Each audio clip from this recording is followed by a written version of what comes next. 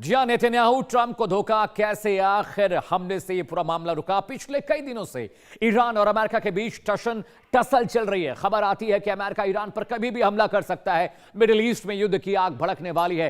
Iran और America आमने सामने आने वाले हैं। लेकिन अब खबर सामने आई है कि ट्रंप ईरान पर अटैक नहीं करेंगे। ट्रंप ईरान पर हमले से पीछे हट गए हैं। लेकिन सवाल यह उठा कि आखिर ट्रंप ने अपने पैर पीछे क्यों खींच लिए हैं।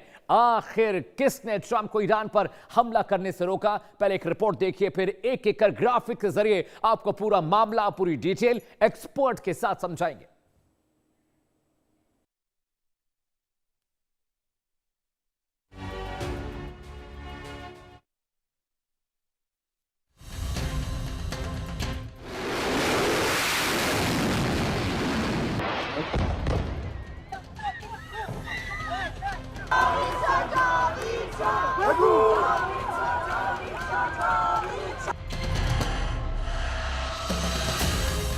ईरान पर हमले को लेकर अभी 2 दिन पहले ही तो अमेरिकी राष्ट्रपति डोनाल्ड ट्रंप ने दहाड़ लगाई थी। ऐसा लगा था कि बस अब अमेरिका ईरान पर हमला कर ही देगा।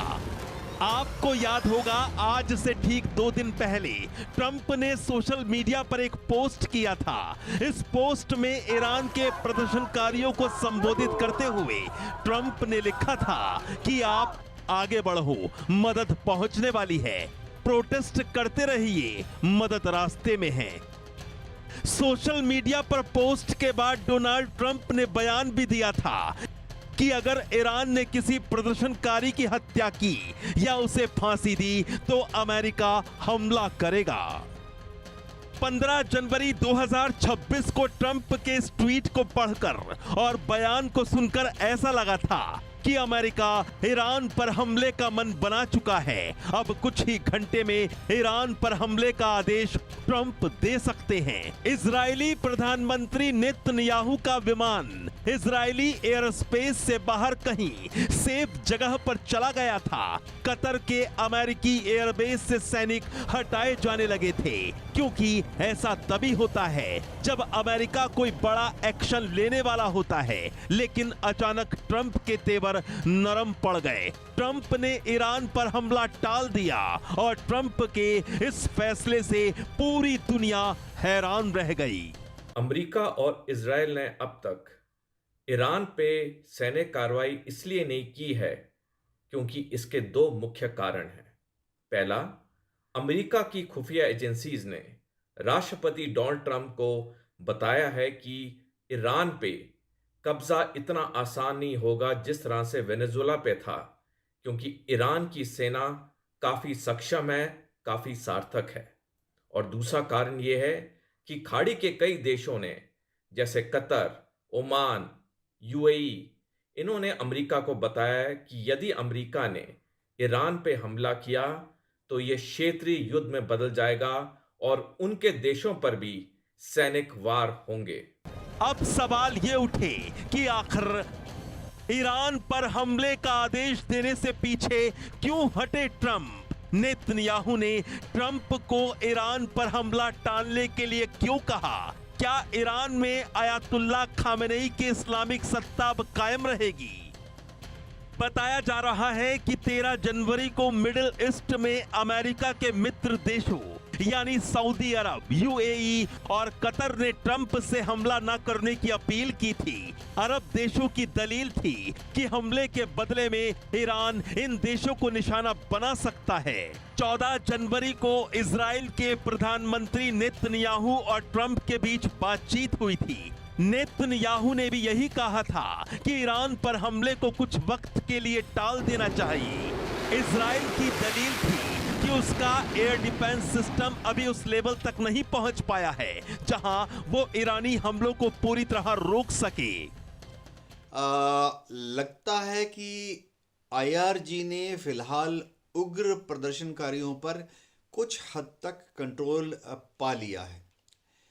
ऐसे में डोनाल्ड ट्रंप सोच रहे थे कि अगर ईरान धधकता रहा, जलता रहा, तो डोनाल्ड ट्रंप इजराइल की मदद से एक हवाई हमला करते ताकि एक आखिरी पुश, एक धक्के से ईरान की सत्ता गिर जाती और आयतुल्लाह खुमैनी को ईरान छोड़कर भागना पड़ता रूस की तरफ।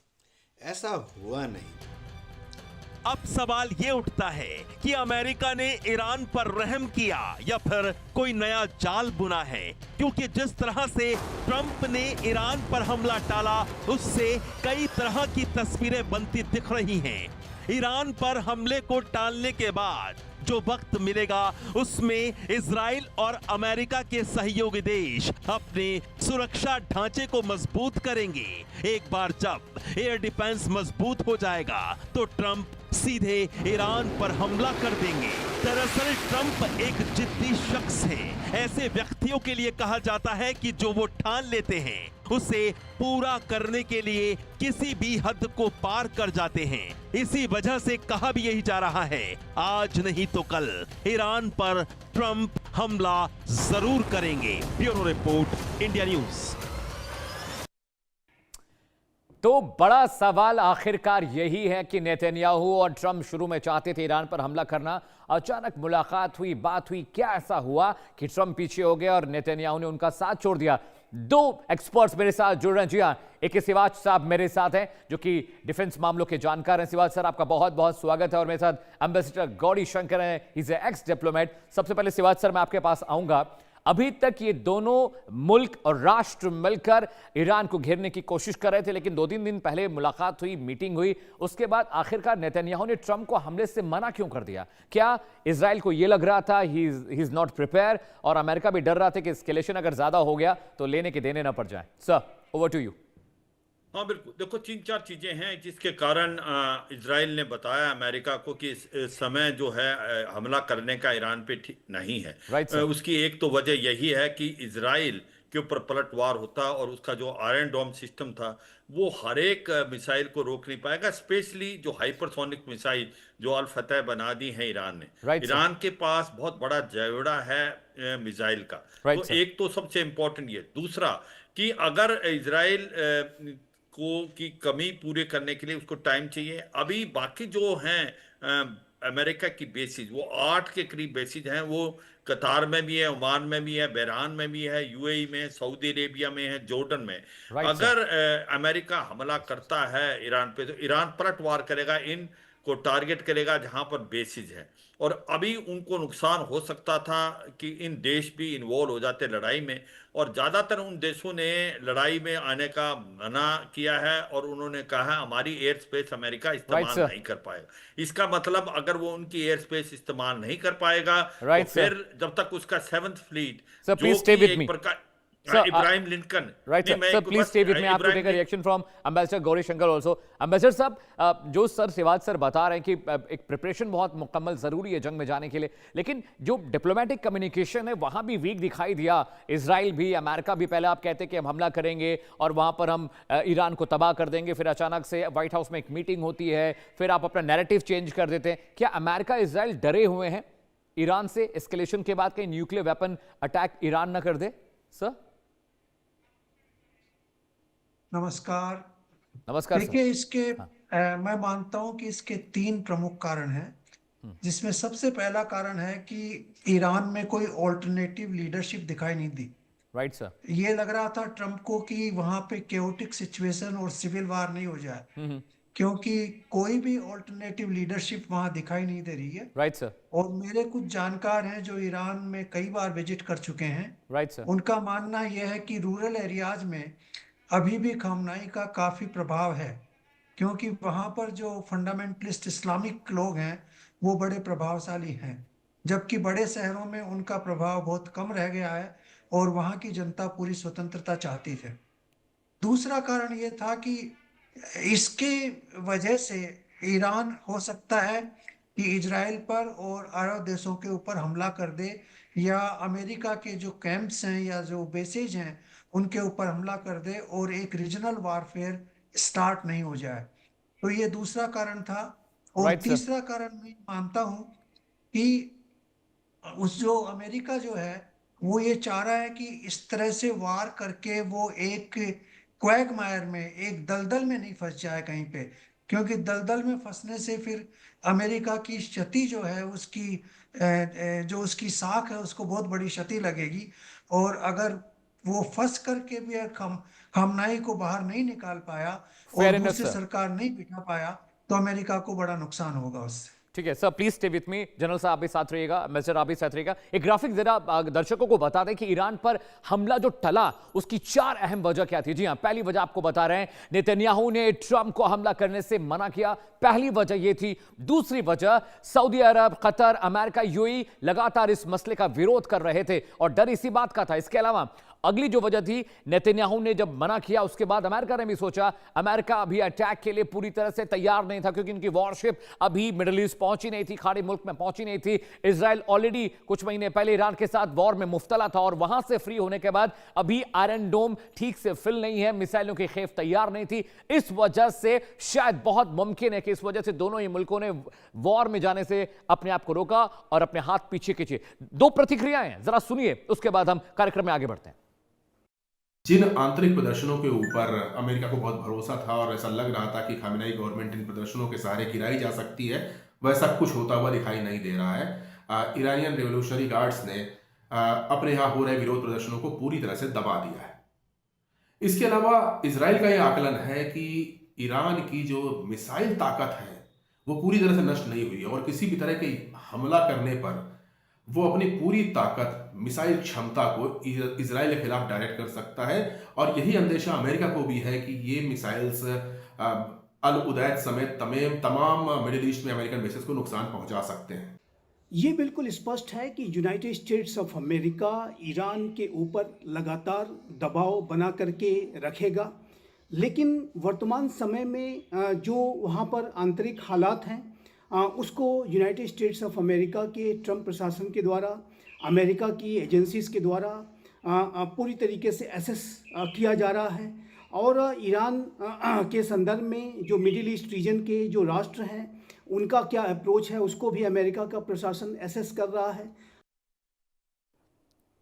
तो हमारे वॉर स्पेशल में एम्बेसडर गौरीशंकर मेरे साथ लगातार है, जनरल साहब भी मेरे साथ बने हुए, लेकिन ग्राफिक के जरिए आपको बताते हैं कि आखिरकार ये मामला ढीला कैसे पड़ गया। ईरान हर महीने तकरीबन 50 खतरनाक मिसाइलों का प्रोडक्शन कर रहा है। ईरान के पास फिलहाल अभी मौजूदा तकरीबन 3000 घातक बैलिस्टिक मिसाइल हैं जो न्यूक्लियर वेपन को कैरी कर सकते हैं। ईरान की इन्हीं मिसाइलों में कुछ सुपरसोनिक, हाइपरसोनिक मिसाइलें भी हैं जो चंद मिनट में ही निशाना बना सकती हैं टारगेट को। मिसाइल की रेंज करीब 1500 से 2000 किलोमीटर है। मैं ये एरियल डिस्टेंस आपको बता रहा हूं। 20,000 किलोमीटर, 2000 किलोमीटर रेंज वाली मिसाइलें अमेरिका तक नहीं पहुंच सकती, लेकिन इजराइल तक पहुंच सकती हैं। और अगर अमेरिका कभी भी ईरान पर हमला करता है तो उसका अगला निशाना कौन होगा? मिडिल ईस्ट के तमाम मुल्क होंगे, कतर का बेस होगा। और इजराइल, नेतन्याहू ये बात जानते हैं कि जैसे ही अमेरिका ने इजराइल पर हमला किया, सीधा अटैक इजराइल पर होगा। और अभी भी ईरान खुन्नस खाए हुए है क्योंकि उनके न्यूक्लियर प्रोग्राम को, उनके न्यूक्लियर वेपन को सबसे ज्यादा तबाह अगर किसी ने किया, इजराइल ने किया। महीनों तक जंग चली और एक के बाद एक मिसाइलों का अटैक ईरान की तरफ से भी, इजराइल की तरफ से भी किया गया। लेकिन बड़ा सवाल यह है, क्या अभी भी ईरान के पास न्यूक्लियर वेपन्स हैं? और यही दोनों मुल्कों को डरा। जनरल सिवाच मेरे साथ। सिवाच साहब, एक बात है कि आपका दुश्मन चाहे कितना भी कमजोर हो, लेकिन उसके पास अगर न्यूक्लियर वेपन है तो आप उस पर हेकड़ी नहीं दिखा सकते। ईरान की स्थिति करो या मरो वाली है, आपको पता है। इजराइल अमेरिका को अगर मारना है तो वो कम से कम आखिरी सांस तक लड़ेगा और न्यूक्लियर वेपन चलाने में तो कोताही बिल्कुल नहीं बरतेगा। यही डर है दोनों मुल्कों को सर? हाँ, कहीं वो भी लगता है। देखो, ये मुझे थोड़ा टाइम देना, 3-4 पॉइंट हैं, ये सच्चाई जो रिपीट हो गए वो नहीं बोल रहे हम। हाँ, एक बात ये भी है, जो पिछली बार हमला किया था अमेरिका ने जो न्यूक्लियर इंस्टॉलेशन पे ईरान के, वहां जहाँ 60% इनरिच कर दिया उन्होंने, उसको वो उठा के उन्होंने कहीं और ले गए थे। और ऐसा लगता है, ये भी लगा है कि कहीं ना कहीं उसको 60% से उसने अभी इनरिच कर दिया है वेपन ग्रेड में, और हो सकता है उनके पास न्यूक्लियर हथियार हो गया है, जिसको रूस और चीन ने भी मदद की है। ये भी एक डर है। दूसरा एक बड़ा इंपॉर्टेंट चीज है, अगर अमेरिका हमला कर भी दे तो वहां रजीम चेंज नहीं होगी जब तक बूट्स ऑन ग्राउंड नहीं होंगे। और बूट्स ऑन ग्राउंड अमेरिका नहीं चाहता। वो चाहता है कि CIA, मोसाद जो है वो इस प्रकार से प्रोटेस्ट कराएं कि लोग वहां पर तख्ता बदल दें। ऐसा होना ईरान में मुश्किल है।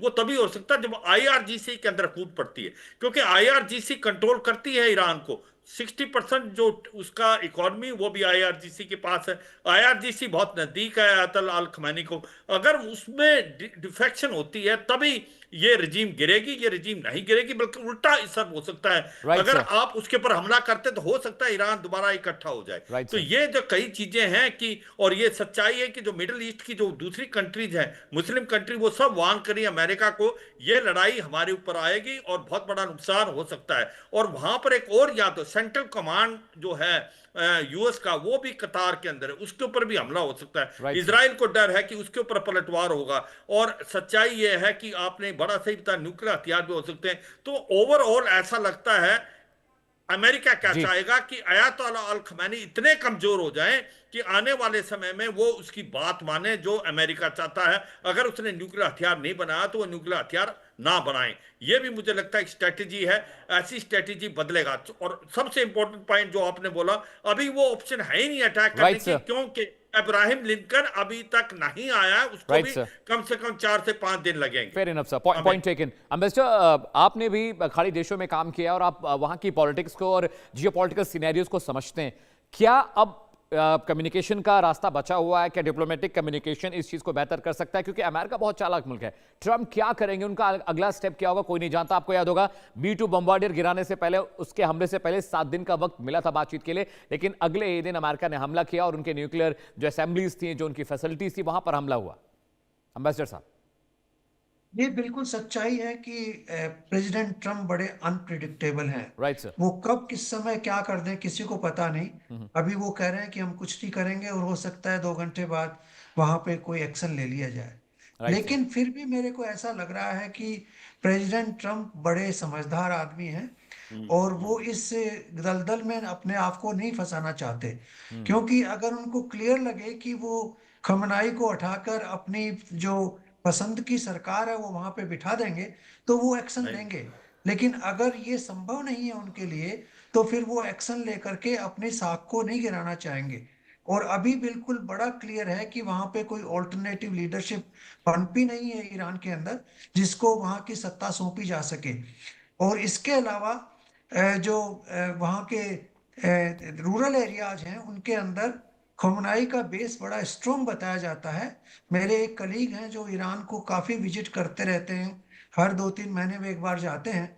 उन्होंने कहा कि रूरल एरियाज के अंदर खमनाई का बेस बड़ा स्ट्रॉन्ग है और ये जो आपके गार्ड्स जो हैं स्पेशल उनका भी काफ़ी वहाँ पे दबदबा है। तो इतना इजी तख्ता पलट संभव नहीं है वहाँ पे। और अगर तख्ता पलट की कोशिश वार से की जाएगी तो नेचुरली एक रीजनल वार आएगा। उसके अंदर सबसे पहले अटैक होगा बहरीन के ऊपर जहां पे नेवल बेस है अमेरिका का। और यही बात जनरल साहब भी कह रहे हैं कि इतना आसान नहीं अमित कि आप वहां पे वॉर करें और वहां पर जीत हासिल करें। लेकिन समझिए ये वॉर कैसे रुका है, मुस्लिम राष्ट्रों का कितना अहम इसमें किरदार रहा है। मैं बताऊं, सऊदी अरब पहला ऐसा मुल्क था जिसने एस्केलेशन रोकने में सबसे ज्यादा मध्यस्थता की। कतर वो इलाका जहां पर अमेरिकन ट्रूप्स हैं, कतर ने बहुत कोशिश की। ओमान एक और मुल्क है, ओमान ने भी बातचीत के लिए मीडिएशन किया था और इसी वजह से शायद इजराइल और अमेरिका अभी भी ईरान पर हमला नहीं कर पा रहे। यूएई एक बहुत अहम एलाई है अमेरिका का, क्योंकि सऊदी अरब और अमेरिका के रिश्ते वैसे ही हैं जैसे कि भारत और इजराइल के हैं, अमेरिका और इजराइल के। और इसीलिए इन तमाम मुस्लिम राष्ट्रों ने मिलकर यह बातचीत की कि भाई ईरान में अगर हमला हुआ, वहां पर एस्केलेशन हुआ, तो जो पूरा वो खित्ता है, पूरा जो पोर्शन है, वहां पर अनरेस्ट होगा। जितनी ऑयल प्रोड्यूसिंग कंपनीज हैं वहां पर उनको नुकसान होगा और इंटरनेशनल मार्केट में क्रूड के प्राइसेस हाई हो जाएंगे। और ये देश नहीं चाहते थे, क्योंकि अगर 2 राष्ट्र युद्ध में मुफ्तला होते हैं, शामिल होते हैं, तो उनके पड़ोसियों को भी उतना ही माकूल नुकसान होता है। जी हां, Qatar, Oman, UAE, Saudi Arabia, ये 4 ऐसे राष्ट्र थे जिन्होंने मीडिएशन के जरिए लगातार व्हाइट हाउस से बातचीत कर रहे थे, जिसके बाद बहुत मुमकिन है, हालांकि बहुत हाइपोथेटिकल भी कहा जा सकता है, लेकिन बहुत मुमकिन है कि इसकी वजह से जंग रुकी। मेजर साहब, जनरल साहब, एक बहुत इंपॉर्टेंट पार्ट ये भी है कि ये मुस्लिम राष्ट्र नहीं चाहते हैं कि ईरान में एस्केलेशन हो, क्योंकि अगर ईरान में हमला होता है, ईरान में एस्केलेशन होता है, तो जो पड़ोसी मुल्क हैं वो भी बहुत इफेक्ट होगा उनको। शायद इसीलिए मीडिएशन ये किया गया कि वहां जंग रुकी रहे ताकि हम भी महफूज रहें। सिवात साहब, बिल्कुल, ये तो सच्चाई अमित, इसमें कोई शक नहीं, क्योंकि इसकी आग तो लगेगी ईरान चुप रहने वाला नहीं है, ईरान तो पलटवार करेगा और इन सभी बेसिस में जो कि हैं, ये कतार में भी, ओमान में, जॉर्डन में, बहरान में, सऊदी में, यूएई में वो फायर करेगा और इसमें इनको नुकसान होने का डर है। और दूसरा बड़ा इंपॉर्टेंट चीज ये है कि ये समझना चाहिए कि इजराइल खुद वर्नेबल है, इजराइल नहीं चाहता कि ये लड़ाई हो। और तीसरा यह है कि अगर आप हमला कर भी लो तो रिजीम चेंज नहीं होगी जब तक आप बूट्स इन ग्राउंड नहीं करेंगे। और चौथा, इब्राहिम लिंकन अभी तक आई नहीं है। और पांचवा सबसे इंपॉर्टेंट चीज है, वेयर इज द ऑल्टरनेटिव। आपने लीबिया और इराक बना दोगे इसको दोबारा, तो अमेरिका ने सोच विचार करके कहा है कि हो सकता है ये ऑप्शन ठीक नहीं है कि हमला करे। हाँ, ये मैं मानता हूं डोनाल्ड ट्रंप की एक ही प्रिडिक्टेबल ये है कि वो अनप्रिडिक्टेबल है, मगर वो भी सोच समझ के करेंगे क्योंकि ईरान एक ऐसा कंट्री है जिसके पास मिसाइलों का बहुत बड़ा जखेड़ा है और वो आग लगा देगा पूरे मिडिल ईस्ट के अंदर और इजराइल के अंदर, क्योंकि वो एयर पावर उसकी स्ट्रांग नहीं है, पर जो मिसाइल्स हैं वो बहुत ज्यादा है। और मुझे लगता है जो अभी प्रोटेस्ट हो रहा था उसमें वो भी पिटर आउट हो गया है, वो उसमें कमी आ गई है। तो कहीं ना कहीं जो मोसाद और जो CIA इन्फिल्ट्रेट की थी, उन्होंने भी यही अभी अगवा किया है अमेरिका को कि जो हम सोच रहे तो वैसा शायद ना हो। अभी समय नहीं है, हो सकता है अमेरिका हमला बिल्कुल ना करे, ये भी हो सकता है आने वाले समय में, क्योंकि वो चाहेंगे कि ये अयातोल्ला अल खमैनी की रेजिम कमजोर हो, अमेरिका के कहने को सुने। अगर उसने न्यूक्लियर हथियार नहीं बनाया तो कोई ट्रीटी साइन करे, आने वाले समय में न्यूक्लियर हथियार ना बनाए। ठीक है जनरल साहब, मिस्टर साहब, एक बात ये भी है कि डिप्लोमेटिक प्रेशर आखिर कितने दिन तक काम करेगा? ये जो मुस्लिम राष्ट्र हैं ये लगातार कम्युनिकेशन में है व्हाइट हाउस के साथ, इजराइल के साथ, लेकिन ये डिप्लोमेटिक प्रेशर कब तक अमेरिका को रोक पाएगा? या इनका डिप्लोमेटिक प्रेशर इतना ज्यादा है कि ईरान बच जाएगा और अमेरिका, इजराइल जैसे मुल्क वहां पर अटैक नहीं करेंगे? आपका एनालिसिस क्या कहता है सर? अमित जी, ये डिप्लोमेटिक प्रेशर की कम बात है और अमेरिका के खुद के राष्ट्र के हित की अलग बात है। Right sir. ये अमेरिका के हित में नहीं है कि वो इस दलदल में जाके फंसे, क्योंकि जब तक क्लैरिटी नहीं आती कि सरकार उनकी पसंद की बनेगी या नहीं बनेगी और उसको हम सरकार को हटा के अपनी पसंद की सरकार बना दें, तब तो वो प्रेसिडेंट ट्रंप इमीडिएटली एक्शन ले लेंगे। लेकिन अभी सबसे बड़ी समस्या है कि कोई ऑल्टरनेटिव लीडरशिप है नहीं वहां पर। और दूसरी चीज ये है कि 20-30% पॉपुलेशन जो है वो खोमनाई के बिल्कुल पीछे सपोर्ट कर रही है। शहरों को छोड़ दीजिए, गांवों में बहुत सपोर्ट कर रही है। और तीसरी चीज, जो गल्फ के कंट्रीज हैं उनमें यह भी डर है कि वहां पर भी इस तरह की एंटी गवर्नमेंट कैंपेन चालू नहीं हो जाए, क्योंकि आप जानते हैं कि सभी गल्फ कंट्रीज में ऑथोरिटेरियन रेजिम्स हैं और वहां पे शिया मुस्लिम्स भी हैं, पर्टिकुलरली बहरीन में शिया मेजोरिटी है। तो वहां हो सकता है कि ईरान की सहयोग से वहां के रूलर के अगेंस्ट में कोई कैंपेन चालू हो जाए।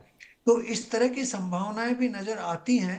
इसलिए ये सब लोग चाहते हैं कि ये युद्ध टले और किसी तरह से शांतिपूर्वक प्रयासों से ही रेजिम अपना जो तेवर है उसको थोड़ा नरम करे और थोड़ी सी जो रिप्रेसिव नीति है उनकी उसको थोड़ा कम करे। ठीक है, फेयर इनफ। जनरल साहब, एक बहुत अहम बात यह भी है कि अगर आप अभी तुरंत आप जंग से निकलें, चाहे वो इंडिया की बात है, आप एग्जांपल इंडिया पाकिस्तान के ले लीजिए, ईरान और इजराइल के बीच जंग बहुत लंबी चली और एयर डिफेंस सिस्टम दोनों ने अपना इस्तेमाल किया। आयरन डोम की स्थिति क्या थी? बहुत सारे मिस भी हुए, इजराइल को बहुत नुकसान पहुंचा, बहुत सारे लोग मारे भी गए। तो देखा जाए तो जो सामरिक तौर पर भी अभी तक इजराइल पूरा मुकम्मल नहीं। मैं सर आपके पास पहुंचता हूं। इस बीच कई दिनों से ईरान चल रहा है, जनता सड़कों पर है, आगजनी, तोड़फोड़, ईरान फौज से प्रदर्शनकारियों की भिड़ंत और झड़पें हो रही हैं। इन सब के बीच पहली बार ईरान के सुप्रीम लीडर अयतुल्ला अली खामनेई शनिवार को पब्लिक अपीयरेंस हुई, जनता के सामने आए। ईद अल मदद के मौके पर ईरानी सुप्रीम लीडर खामनेई ने लोगों को संबोधित किया। इस दौरान खामनेई ने निशाने पर अमेरिका को लिया और साथ ही साथ समझिए कि किस तरह से उन्होंने ट्रंप के बारे में कहा कि ट्रंप सिर्फ एक नैरेटिव गढ़ रहे हैं, वो ईरान को तबाह और बर्बाद करना चाहते हैं।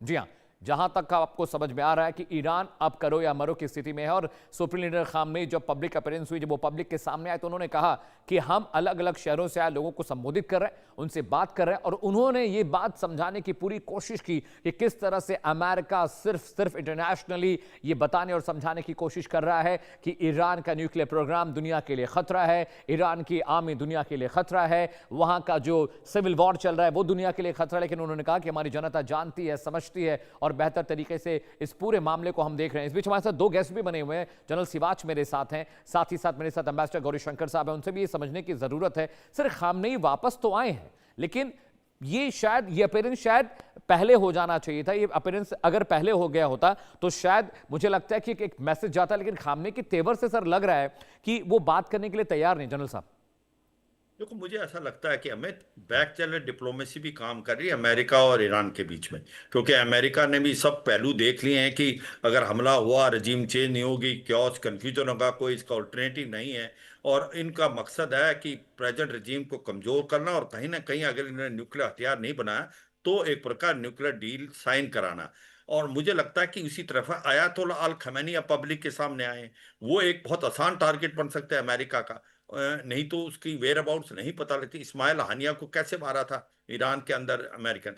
तो मुझे लगता है कि आज की तारीख में जिस प्रकार से जो सोचा गया था उसमें काफी बदलाव आया है। जो स्थिति है इंटरनल उसमें भी फर्क आ गया है, प्रोटेस्ट भी कमजोर पड़े हैं। IRGC बहुत अभी भी अयातुल्ला अल खमैनी के साथ खड़ी है, उसका बिजनेस ट्रेड के साथ संबंध है और वो बहुत ज्यादा पॉपुलर है रूरल एरिया में, और वो आज अयातुल्ला अल खमैनी के साथ खड़ी हुई। और ये सच्चाई है कि जो आपके दूसरे नेशन थे, अरब नेशन थे, इन्होंने क्यों बोला है, उनको ये पता है कि ये लड़ाई अगर होगी ईरान के साथ तो ये जंग जो है रीजनल रहेगी, उनको बहुत बड़ा नुकसान होगा।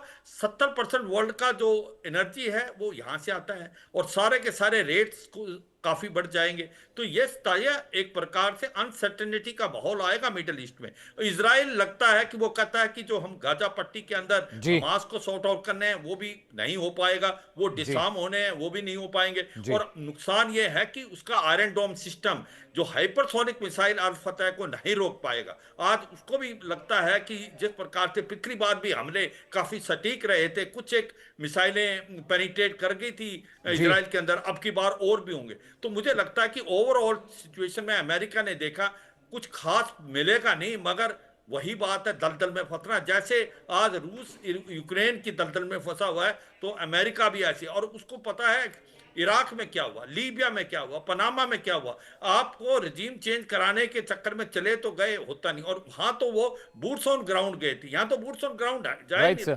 जब तक बूट्स ऑन ग्राउंड नहीं होंगे कोई रजीम चेंज नहीं हो सकती, बल्कि इकट्ठा हो जाएगा Iran versus America, Iran versus Israel, और जो मुस्लिम वर्ल्ड है वो भी घबराया हुआ है। मुझे लगता है ओवरऑल सिचुएशन ऐसी लगती है शायद टला ही नहीं है, ये बिल्कुल ही टला है। और ऐसे में अमेरिका प्लस एंड माइनस वे करेगा तो उसको लगता है कि ईरान वेनेजुला नहीं है, ईरान पलटवार करेगा और उससे अमेरिका को बहुत बड़ा नुकसान हो सकता है। ठीक है एम्बेसडर साहब, एक बात समझने की है, अगर तालिबान जैसा आतंकवादी संगठन अफगानिस्तान में एक पॉलिटिकल रिजीम को फॉलो कर रहा है, इंटरनेशनल डायलॉग को फॉलो कर रहा है, जो कभी आतंकवादी कहे जाते थे अब वो दुनिया के मुल्कों में बतौर मंत्री, बतौर फॉरेन मिनिस्टर कम्युनिकेशन करें, डिप्लोमेटिक जो उनकी समझ है वो बढ़ रही है, तो क्या खामनेई साहब क्या ये ऐसा नहीं कर सकते कि अपने लोगों को वहाँ पर भेजें, बातचीत हो, अपने न्यूक्लियर प्रोग्राम में कुछ तब्दीलियाँ करें ताकि सैंक्शंस जो पाबंदियाँ हैं वो हट जाएं? बातचीत से चीज़ें निकल सकती हैं, लेकिन ऐसा लग रहा है कि वो अड़े हुए हैं, उनको फर्क ही नहीं पड़ता कि लोग मर रहे हैं, देश तबाह हो रहा है।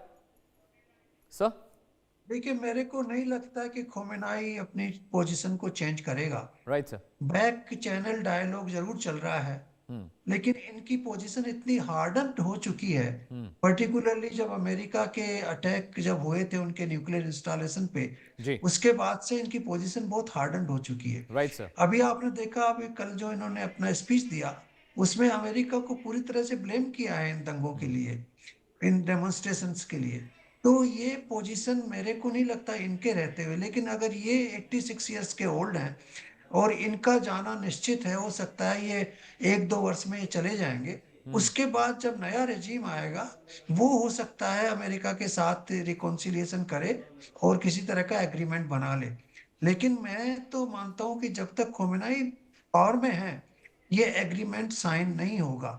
चाहे खोमेनाई को अपने देश में बर्बादी क्यों नहीं देखनी पड़े, वो बिल्कुल अडेमेंट हैं, वो नहीं करेंगे ऐसा कुछ। और आप देखेंगे कि इकोनॉमिक सिचुएशन ईरान की अभी बहुत खराब होती चली जाएगी अगले कुछ दिनों में, क्योंकि ऑलरेडी उनके सारे इंपोर्ट एक्सपोर्ट्स अफेक्ट हो चुके हैं। उनके पास अभी इंटरनेट को उन्होंने बैन किया हुआ है। तो जो आजकल तो सारे डील्स आप जानते हैं सारे ऑनलाइन होते हैं, इंटरनेट पे होते हैं। तो आयात और निर्यात बंद होने से उनका जो ट्रेड है वो खत्म होगा, और जो असेंशियल आइटम जो है जो लोगों को मिल रहे हैं वो नहीं मिलेंगे। तो इसकी वजह से इन्फ्लेशन की रेट और बढ़ेगी। और आप देखना अगले 3-4 महीनों में इकोनॉमिक हार्डशिप लोगों की बहुत ज्यादा बढ़ेगी, और फिर से ये वापस से कुछ ना किसी न किसी रूप में दंगे आएंगे। ये दंगे खत्म नहीं हुए हैं। ये दोनों चीजें, इकोनॉमिक हार्डशिप और जो रिप्रेसिव टेंडेंसीज है ना रेजिम की, वो दोनों अभी प्लेस में हैं। अभी मेरे को पता लगा है कि ये चप्पे चप्पे के ऊपर इन्होंने रिवोल्यूशनरी गार्ड्स को डिप्लॉय किया हुआ है अभी, राइट इसलिए सर। ये सब रुके हुए हैं। लेकिन ये ज्यादा दिन चलेगा नहीं, ये वापस दंगे आएंगे और रजीम को बदलना होगा, ये रजीम जाएगा अल्टीमेटली। ठीक है जनरल साहब, एक बात और भी है कि अभी इजराइल तैयार नहीं है, अमेरिका भी थोड़ा सा डगमग हो रहा है डिसीजन लेने में। लेकिन अगर कल को आयरन डोम फैसिलिटीज फिल हो जाती हैं, वहाँ पर वो सामरिक रूप से फिर से उतने ही प्रिपेयर हो जाते हैं, अमेरिका का जो वॉरशिप है वो भी पहुँच जाता है खाड़ी देश में, तो क्या आपको लगता है कि जब ये दोनों राष्ट्र पूरा मुकम्मल तैयारी कर लेंगे तो क्या फिर चांसेस होंगे? क्योंकि खामनेई सत्ता छोड़ने वाले नहीं है और उनको जबरन घसीट कर कुर्सी से हटाना होगा। लेकिन बड़ा सवाल ये भी है कि खामनेई के बाद आखिर अगला लीडर कौन होगा, क्योंकि वहां पर कोई चेहरा दिखने रहा है। पहलवी साहब को तो अमेरिका को लगता है कि वो इस काबिल ही नहीं है कि ईरान की सत्ता पर काबिज हो पाए।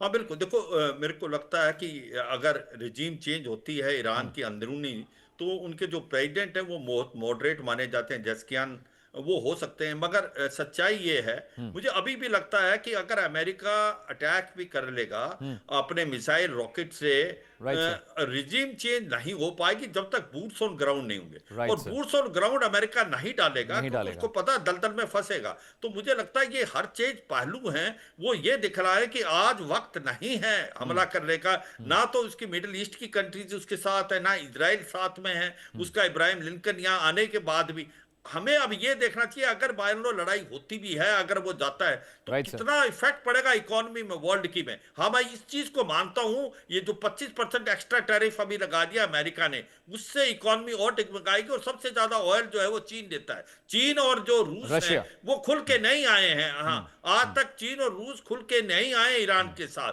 और चीन को नुकसान होगा। बल्कि भारत को भी सोचना हमें चाहिए कि जो चाबार पोर्ट है जिसके अंदर उन्होंने दे दी है वेवर ऑफ अप्रैल 2026 तक, उस पर हम क्या होगा, क्योंकि हमारे लिए हमने करीब करीब $2 बिलियन वहां पैसा खर्च किया है, जिसके अंदर हम कनेक्टिविटी करते हैं direct Afghanistan, central Asian state, और फिर वो नॉर्थ साउथ ट्रांसपोर्ट कॉरिडोर को जोड़ता है जो यूरोप और रूस जाता है। तो ये सच्चाई है, वहां भी हमको भी इफेक्ट पड़ेगा। तो ओवरऑल नेगेटिव ज्यादा है, अमेरिका ने देखे हैं। लेकिन सर एक सवाल ये भी है, आप गाजा का एग्जांपल लीजिए सर। जब तक इजराइल ने फील्ड ऑपरेशंस नहीं किए थे, चीजें वहां पर नहीं समझ में आई थी। तो ईरान में अगर फील्ड ऑपरेशन नहीं होगा तो हवाई बातों के जरिए तो वहां पर चीजें बदलने वाली नहीं। खामनेई जब तक रिवोल्यूशनरी गार्ड उनको सुरक्षा दे रहे हैं तब तक कुछ भी बदलने वाला नहीं। तो आप ग्राउंड ऑपरेशन करेंगे नहीं, आप ग्राउंड पेनिट्रेशन करने वाले नहीं, तो क्या ये लिंगर ऑन रहेगा? ऐसा ही वहां सिविल वॉर की सिचुएशन रहेगी, ऐसे सिर्फ कम्युनिकेशन होता रहेगा, डायलॉग होता रहेगा, कभी ट्रम्प धमका रहे हैं, कभी इजराइल धमका रहा है ईरान को, लेकिन मुझे लगता नहीं कोई खास डेवलपमेंट यहां से होकर जाएगी। हाँ बिल्कुल, देखो एक चीज तो मुझे लगती है कि अगर इकोनॉमिक हार्डशिप बढ़ती है, मिसमैनेजमेंट है, करप्शन है, इन्फ्लेशन ज्यादा, इकोनॉमी डिगमगाती है, तो ये प्रोटेस्ट फिर आएंगे। क्योंकि ये प्रोटेस्ट मरने वाले नहीं कि लोग बहुत तंग है, लोग सच्चाई परेशान हैं आज की तारीख में कि वहां पर इन्फ्लेशन फूड 72% है, करप्शन हाईएस्ट है। मुझे लगता है वाकई बात ठीक है अगर इस बार स्थिति काबू भी कर गया अयातोल्ला अल खमैनी, क्योंकि IRGC अभी भी उसके साथ है, आने वाले समय में फिर आएगा।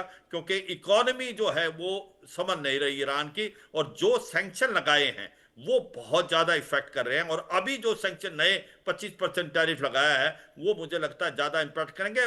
क्या चीन का रवैया होगा, क्या रूस का होगा, वो भी मुझे ऐसा लगता है कि वो डायरेक्ट इन्वॉल्व नहीं होना चाहते। तो ऐसे में वक्त बताएगा, मगर अभी मुझे ऐसा लगता है कि अमेरिका डायरेक्ट अटैक करने की शायद उसको टालेगा, क्योंकि सबसे बड़ी प्रॉब्लम है वो बूट्स ऑन ग्राउंड नहीं चाहता, और जब तक बूट्स ऑन ग्राउंड नहीं होंगे ये रजीम चेंज होना बड़ा मुश्किल है। मैसर साहब, क्या हम ये कह सकते हैं कि ईरान एक दूसरा सीरिया, एक दूसरा गाजा, एक दूसरा फिलिस्तीन बनने जा रहा है? आपको ऐसा लग रहा है जो सिचुएशंस हैं सर, उसे देखने के बाद? देखिए, अभी फिलहाल नहीं लग रहा, लेकिन मेरे को लगता है कि अगर एक बार प्रोटेस्ट और हो गया 6 महीने 8 महीने बाद, तो बिल्कुल एक गृह युद्ध की स्थिति आएगी ईरान के अंदर, और उस समय फिर क्लैरिटी आएगी कि ईरान का नया लीडर कौन बनेगा। अभी जो है कोई लीडरशिप वहां पर नहीं आई है उठ के, और इसी वजह से ये जो डेमोन्स्ट्रेटर्स थे ना, इनको जब तक लीडर नहीं मिलेगा तब तक ये आगे डेमोन्स्ट्रेशन कर नहीं पाते हैं।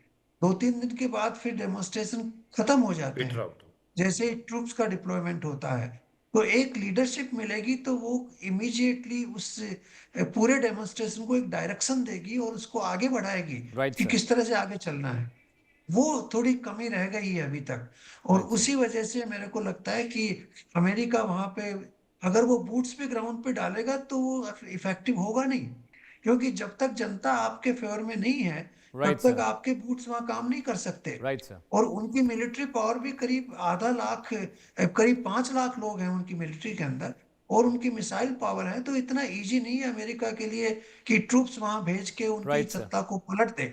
तो अंदर की उनकी कमजोरी एक बार और बढ़ेगी थोड़ी, तभी सत्ता पलट होगा। Point taken sir. मेजर साहब, बहुत बहुत शुक्रिया इंडियन न्यूज को वक्त देने के लिए। जनरल सिवाच, आपका भी बहुत बहुत शुक्रिया। लेकिन इस बीच प्रदर्शन के बीच वहां पर अब खामेनेई बाहर आए हैं, पब्लिक अपीयरेंस हुई, उन्होंने क्या कुछ कहा आपके लिए जाना बहुत जरूरी। जी हाँ, ईरान में बीते 3 हफ्ते से लगातार विरोध प्रदर्शन हो रहा है, और खामेनेई कहते हैं कि इसके पीछे अमेरिका और इजराइल है। वो अमेरिका पर भड़के, अमेरिकी राष्ट्रपति डोनाल्ड ट्रंप ने ईरान में हिंसा को बढ़ावा दिया है। ये बात जब पब्लिकली आए, खामेनेई साहब ने ये जनता को संबोधित करते हुए कहा, उन्होंने कहा कि प्रदर्शनों के दौरान हुई मौतों और नुकसान का जिम्मेदार कोई है तो अमेरिका है, डोनाल्ड ट्रंप है, अमेरिकी राष्ट्रपति हैं। खामेनेई ने आगे कहा, ईरान में हालिया दंगा एक अमेरिकी साजिश थी, और कहा भी जा रहा है कि मोसाद और CIA के लोगों ने और पाकिस्तान की खुफिया एजेंसी ने ये दंगे भड़काए। अमेरिका का मकसद ईरान को हड़पना है, और उसी के लिए सब कुछ किया जा रहा है। ये वही नैरेटिव है जो पहले भी खामेनेई कहते रहे। तेहरान को खत्म करने के अमेरिकियों ने पूरी प्लानिंग की है, लेकिन ईरान के लोगों ने अमेरिका और ट्रंप की साजिश को खत्म कर दिया। ये बात वो कह रहे हैं। ये कम्युनिकेशन तब का हुआ जब प्रदर्शन के बीच खामेनेई साहब पब्लिक अपीयरेंस देते हैं, पब्लिक के सामने आते हैं,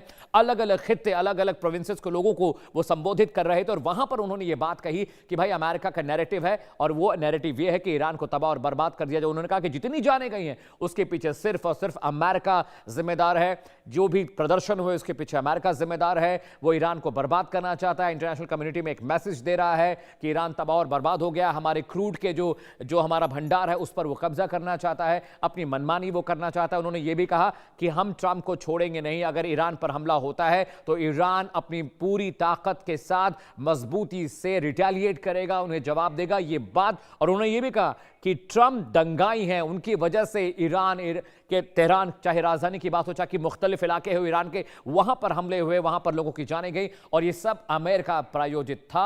और बार बार ये कहा जा रहा है कि CIA, मोसाद ने मिलकर वहां पर टेंशन को बढ़ाया, और टेंशन के बढ़ने के बाद वहां पर सिविल वॉर जैसी सिचुएशन है। लेकिन बड़ा सवाल है, खामेनेई सरेंडर नहीं करेंगे, सत्ता नहीं छोड़ेंगे, तो आखिरकार वहां सिविल वॉर कैसे खत्म होगा, कैसे उस खित्ते में शांति फैलेगी। और बड़ी बात समझिए कि ईरान और अमेरिका ने अपने पांव पीछे खींच लिए। इसके लिए कतर, सऊदी अरेबिया जैसे मुल्कों ने वहां पर बातचीत की, लेकिन ये बातचीत कब तक काम करेगी? और जैसा कि एक्सपर्ट्स कह रहे हैं कि जब तक फील्ड ऑपरेशन नहीं होगा, बूथ ग्राउंड पर नहीं जाएंगे, वहां पर स्थिति ठीक नहीं होगी। लेकिन बात यह भी है, खामेनेई जिस तेवर कलेवर के साथ आज पहुंचे थे, उन्होंने जो बात बोली, उनके तेवर से बिल्कुल भी नहीं लगता कि वो कम्युनिकेशन के मूड में है। उनके तेवर से बिल्कुल नहीं लगता कि वो डिप्लोमेटिक डायलॉग चाहते हैं। उनके तेवर से बिल्कुल भी नहीं लगा कि उनको अपने देश की जनता की फिक्र है, जो मर रही है, जो जल रही है, दंगे फैले हुए हैं, बिजनेस खत्म हो चुका है, और लगातार वहां पर महंगाई बढ़ती जा रही है। हमारी खास पेशकश में अभी के लिए फिलहाल इतना ही,